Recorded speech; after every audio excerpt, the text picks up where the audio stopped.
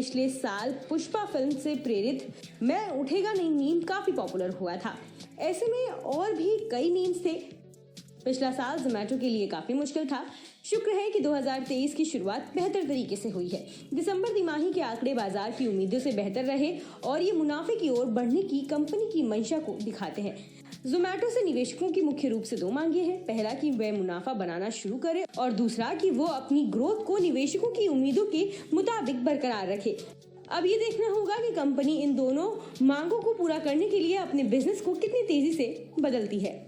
चलिए आइए सबसे पहले जोमेटो के हालिया तिमाही आंकड़ों पर एक नजर डालते हैं। जोमेटो का कंसोलिडेटेड शुद्ध घाटा मौजूदा फाइनेंशियल ईयर की दिसंबर तिमाही में बढ़कर 347 करोड़ रुपए पर पहुंच गया, जो इसके पिछले फाइनेंशियल ईयर की इसी तिमाही में 63 करोड़ रुपए था। वहीं कंपनी का एडजस्टेड ऑपरेटिंग लॉस तिमाही आधार पर 38% बढ़कर 265 करोड़ रुपए रहा। हालांकि सालाना आधार पर इसमें 3% की कमी दर्ज की गई। इस तस्वीर में आप जोमेटो के तिमाही आंकड़ों को देख सकते हैं। स्टैनली एनएसएच के फाउंडर अमित जेसवानी कहते हैं, आप आंकड़ों में सभी तरह के एडजस्टमेंट कर सकते हैं, लेकिन बाजार आखिर में कंसोलिडेटेड आंकड़ा ही देखता है। उन्होंने कहा, कुछ भी हो, ऐसा लगता है कि ब्लिंकिट के अधिग्रहण ने इसके मुनाफे की राह को लंबा कर दिया है। जोमेटो ने अगस्त 2022 में क्विक कॉमर्स सेगमेंट में कारोबार करने वाले स्टार्टअप ब्लिंकिट का टेक ओवर किया था। ब्लिंकिट आज जोमेटो की प्रमुख पेशकश में से एक है। ये स्थानीय दुकानदारों और मर्चेंट्स के लिए कमीशन और ग्राहकों से चार्ज किए डिलीवरी फीस से कमाई करती है। जोमेटो का दूसरा प्रमुख पेशकश हाइपर प्योर है, जो मीट और सी फूड से लेकर फल और सब्जियों से लेकर रेस्टोरेंट तक सब कुछ सप्लाई करती है। कंपनी का मूल कारोबार फूड डिलीवरी अभी भी इसके रेवेन्यू में सबसे ज्यादा योगदान देने वाला सेगमेंट है। ये सेगमेंट रेस्टोरेंट्स पार्टनर्स के लिए कमीशन और अपने प्लेटफॉर्म पर रेस्टोरेंट्स की ओर से दिए गए एड्स से कमाई करता है। इसके अलावा जोमेटो के पास भारत और यूएई में एक डाइनिंग आउट सेगमेंट भी है। हालांकि इसका योगदान रेवेन्यू में काफी कम है। ये एक यूजर को बता सकता है कि सबसे अच्छी बेल्जियम बियर कहां से पाएं, या दुबई फेस्टिवल सिटी में भी आप चार्ट फिक्स के लिए जा सकते हैं। कंपनी ऐसे विज्ञापनों के जरिए मोनेटाइज करती है और रेस्टोरेंट पार्टनर्स खुद को प्रमुखता से दिखाने के लिए इस विज्ञापन का भुगतान करते हैं।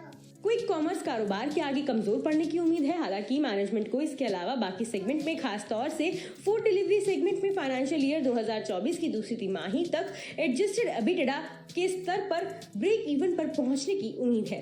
कंपनी के इस विश्वास पर निवेशकों ने भी भरोसा दिखाया है और फरवरी में नतीजों के ऐलान के बाद अगले कुछ दिनों में इसका स्टॉक 10% चढ़ गया। हालांकि ये उछाल टिक नहीं पाया।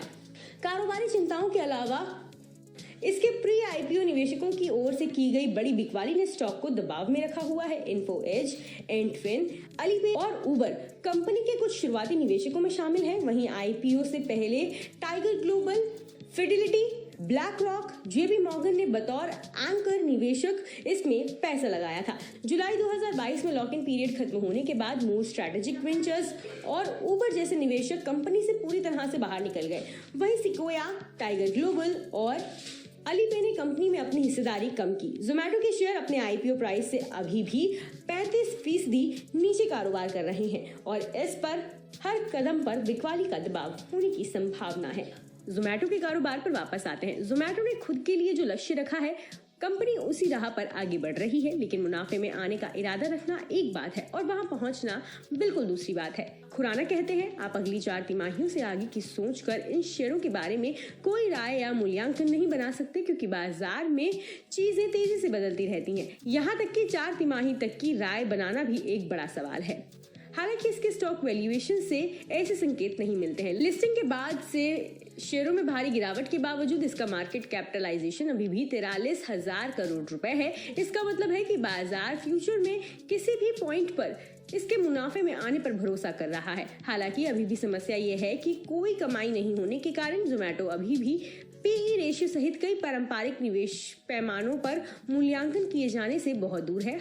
HSBC ग्लोबल रिसर्च के एनालिस्ट ने अगले 15 साल यानी फाइनेंशियल ईयर 2021 से 35 तक जोमेटो के रेवेन्यू में 11% की सालाना ग्रोथ, 7.5% का औसत एबिटेडा मार्जिन और 6% के टर्मिनल ग्रोथ रेट का अनुमान जताया है और इसे 87 रुपए का टारगेट प्राइस दिया है।